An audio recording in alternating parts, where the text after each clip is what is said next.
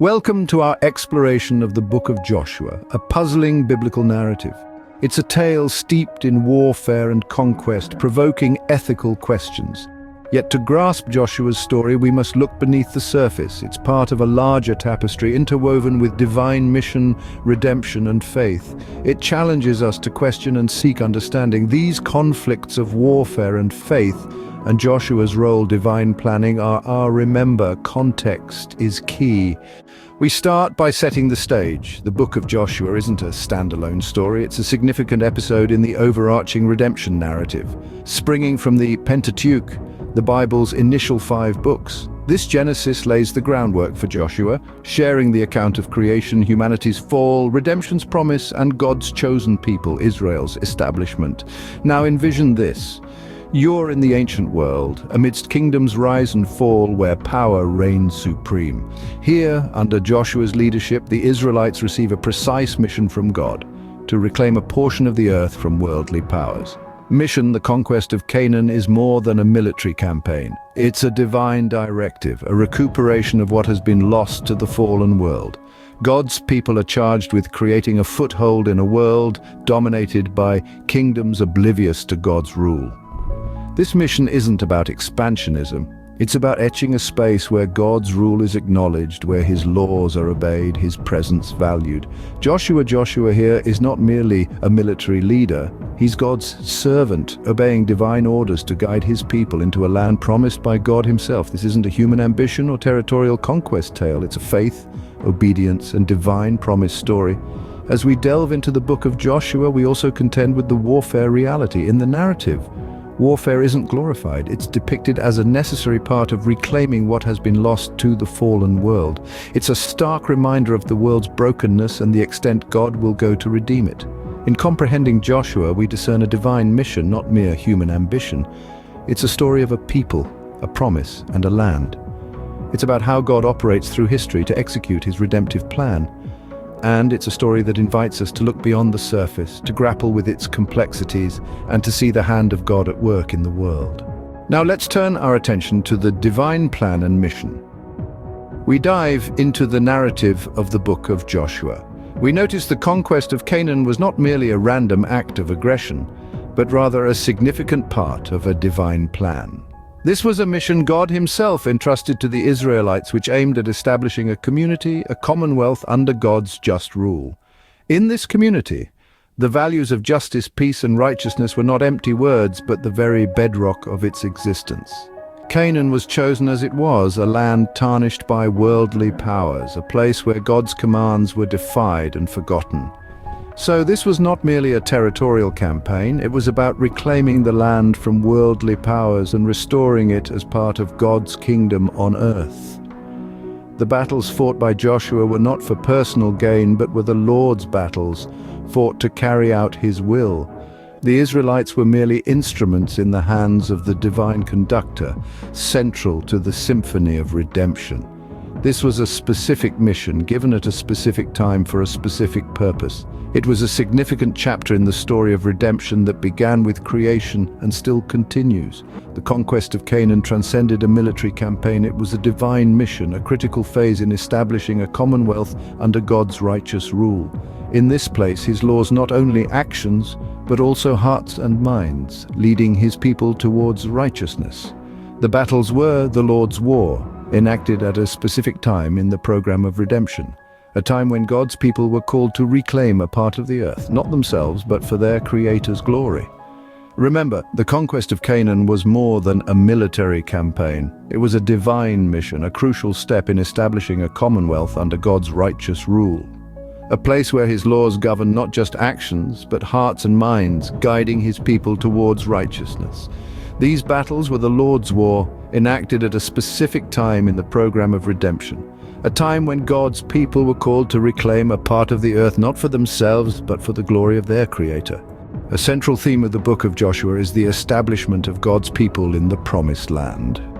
Running through the narrative like a golden thread, this theme intertwines the book's numerous episodes.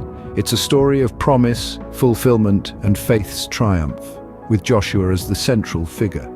Joshua, a name that signifies "the Lord is salvation," emerges as an apt protagonist for this narrative. Portrayed as God's humble servant, a courageous warrior, and an astute leader, Joshua stands out for his unwavering commitment to executing God's plan.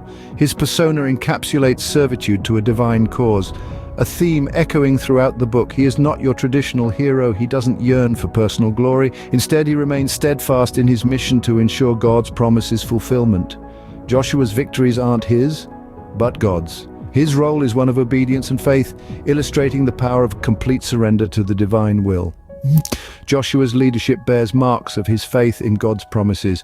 He guides the Israelites across the Jordan River, navigates them through battles and conquests, and finally ushers them into the promised land. These tasks are not easy.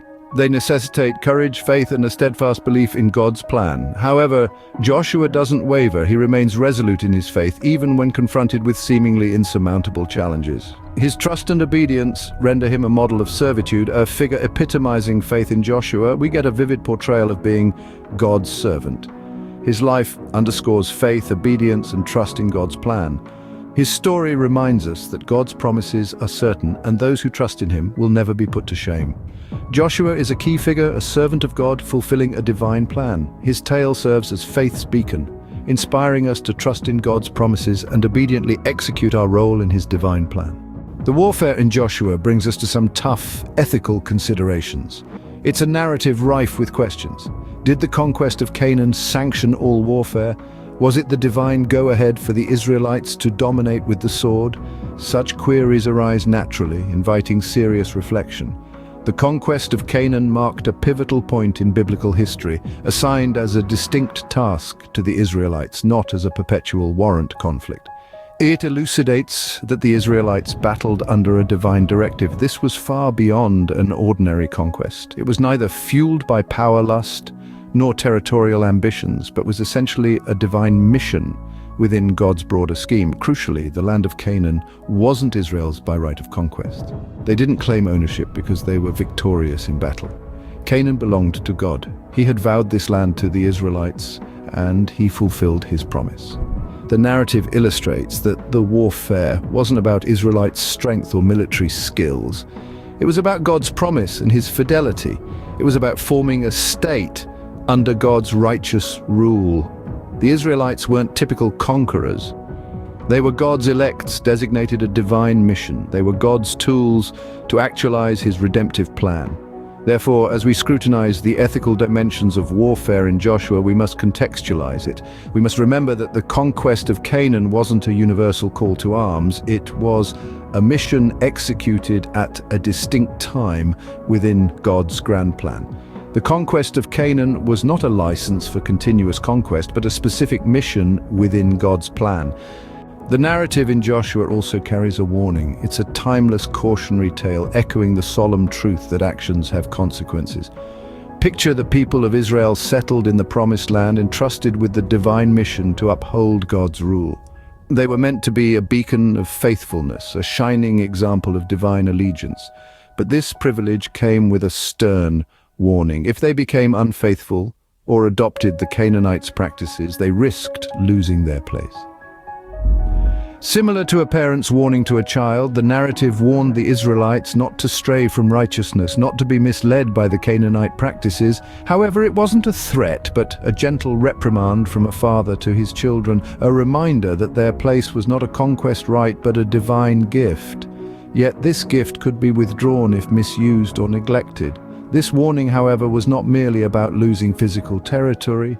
It was a metaphorical warning about spiritual consequences. The real loss would be spiritual, a disconnect from the divine, a separation from God's favor and protection. Interestingly, war, while devastating, is presented as a lesser evil in this narrative. Yes, you heard it right, a lesser evil compared to the rejection of God's testimony or defiance of his rule.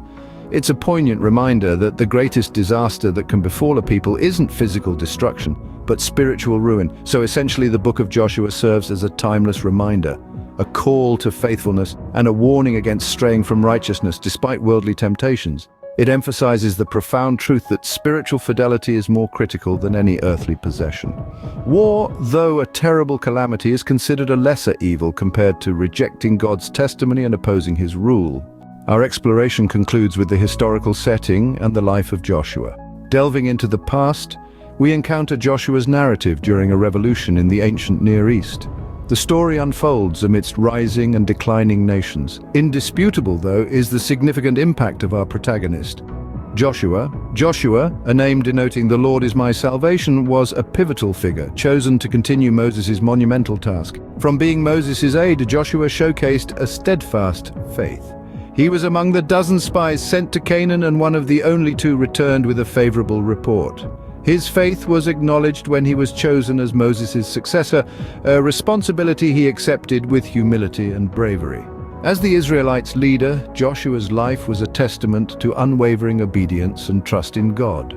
He led the Israelites across the Jordan, managed the fall of Jericho, and steered the conquest of Canaan, attributing victories to God's providence. His life was marked by a deep adherence to God's law. Joshua's story climaxes with a heartfelt farewell address where he reconfirms commitment to God. His renowned phrase, "As for me and my house, we will serve the Lord," sums up his life's purpose and legacy. Joshua, a faithful servant, chosen to bring the of Moses to completion. This is a man who, against formidable challenges, stayed firm in his faith, serving as an emblem of spiritual leadership and dedication to God's will. As we wrap up this exploration, let's revisit the key points. We journeyed through the narrative of Joshua, analyzing its intersection of history, theology, and ethics. We began by contextualizing Joshua within the redemption history outlined in the Pentateuch. It's important to remember the conquest of Canaan was a divine mission to reclaim land from worldly powers. This was not random aggression, but a divine command within the grand narrative of redemption. We then explored the divine mission, emphasizing the conquest as part of God's plan to establish a faithful commonwealth. The battles were not mere human conflicts, but were seen as the Lord's war. We also touched upon the theological theme, presenting Joshua as a pivotal figure in establishing God's people in the promised land. Joshua was not just a warrior, but a servant of God, fulfilling a divine purpose. We also addressed ethical considerations surrounding warfare in Joshua's narrative. The conquest of Canaan was not a license for Israel to conquer the world. The land was the Lord's, not Israel's possession by conquest. We discussed the narrative's warning where Israel risked losing their place if they adopted Canaanite practices. War, while devastating, is seen as a lesser evil compared to rejecting God's rule. Finally, we discussed the historical setting and Joshua's life. We suggested possible dates for the composition of Joshua and highlighted Joshua, the faithful servant of God, chosen to complete Moses' work. All these elements combine to form a rich narrative. I encourage you to explore the book of Joshua with this nuanced understanding of its context and ethical considerations. We've reached the end of our journey through the book of Joshua, a rich tapestry. It's woven with theology, history, and ethics. We've analyzed the conquest of Canaan and the implications, but the beauty lies in the text's depths. Every reading may reveal something new. I implore you, don't stop here. Continue your journey. Seek out the nuances of this remarkable book. The more we explore, the closer we come to the core message. Thank you for your time and happy exploring.